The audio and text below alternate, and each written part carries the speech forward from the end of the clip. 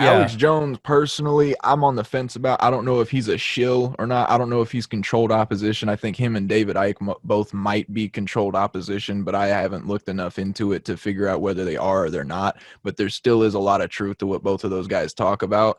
And yes, I'm talking about Draco reptilians and stuff like that, but y'all ain't ready for that conversation just yet. That's a few more steps down the rabbit hole.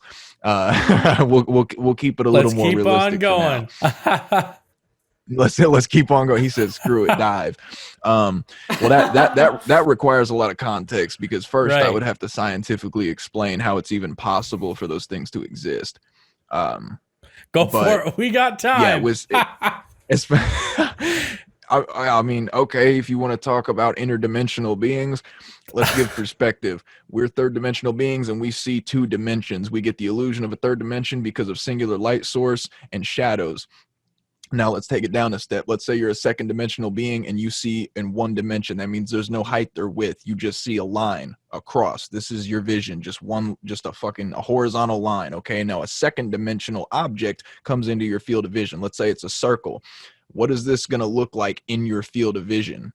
What it's going to look like is a dot when the bottom of the circle touches your field of vision, and as it drops through, the object will widen into a wider line, and then as after it hits the center and the top half of it starts to drop below your field of vision, that line is going to shrink, and then you know what I'm saying? You can Yep. visualize what I'm talking about there. Yep. Hmm. Yep. Okay, Yeah, yeah. So absolutely. that's how you would see a second dimensional object dropping through a one dimensional field of vision.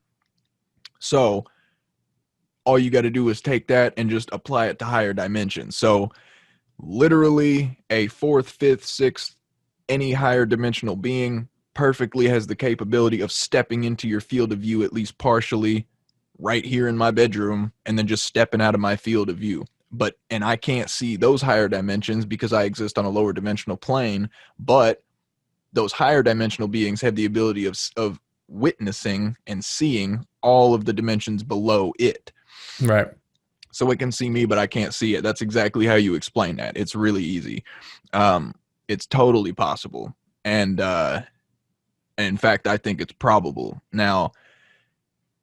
This goes in because, like I said, I just recently connected the dots and figured that my genetics, the way that I look exactly like Nordics, right? Like, and so I've recently just been getting into Norse mythology and stuff, and I'm thinking that stuff is, as well as the Book of Enoch, Christianity, all that stuff is explaining the Sumerian tablets, the Anunnaki, all of that stuff is explaining the same stories.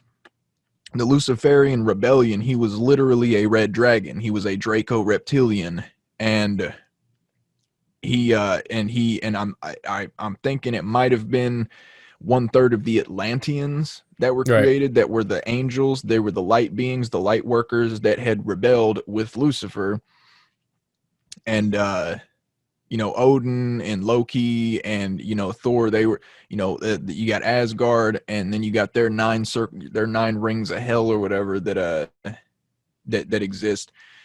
I don't remember exactly how this guy had explained it. I got the screenshots on my phone, but basically those stories are explaining the same creation story. We were created by interdimensional extraterrestrials.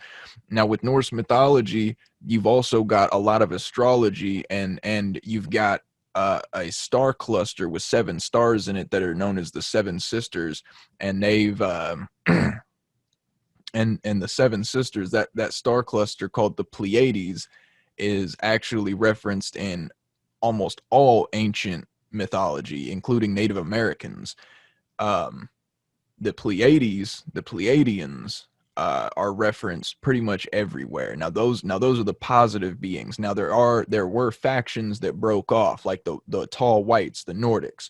They the Nordic Pleiadians. Now they've got factions that broke off and decided they wanted to be hell bent on domination as well. But we still got the positive beings that got our best interest at heart, And they're the ones that have been fighting the Draco Reptilians for like ever now, because the Draco Reptilians got kicked out of their own homeland because they caused too much strife and chaos, because they're negatively charged beings, Right. and they feed off of our energy.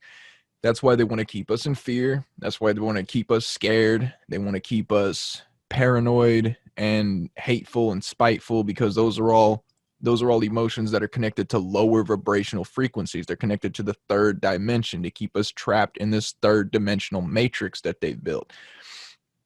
Now, if you're stuck in that, then they can control you. We're all slaves to fucking reptiles, basically. That's essentially what I'm getting at here. We're all slaves to reptilians, and they keep you in those lower dimensional frequencies so that they can control you. Because if you're scared of everything, they can control you. The more and more afraid of things out in life you are, the less likely you are to live. If you're afraid of crossing the street because you can get hit by a car, you're less likely to cross the street. Exactly. If you're afraid of, right, what I'm saying, if you're afraid of heights, you're less likely to go skydiving or climb a mountain. It's simple. The more shit you're afraid of, the less likely you are to live your life freely. The more afraid of death you are, the less likely you are to live, straight up. So they keep us afraid of shit. They taught us lies about death.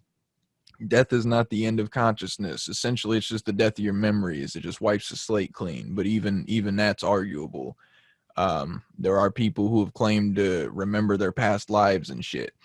Now, that's basically what we're seeing right now, is an end to this shit. Because you can look a shit ton of videos up on YouTube. You can look at a shit ton of different blogs. I'm sure we could, all this yeah. and that. Yeah, there's plenty of people explaining it. Now, there is bogus stuff going around, and it's hard to sift through the nonsense, because obviously you're not going to find any government documents on this shit. If they're all being controlled by the motherfuckers, they're not going to want any proof of it out there. So it's really just up to your own discernment. You can make up your own mind.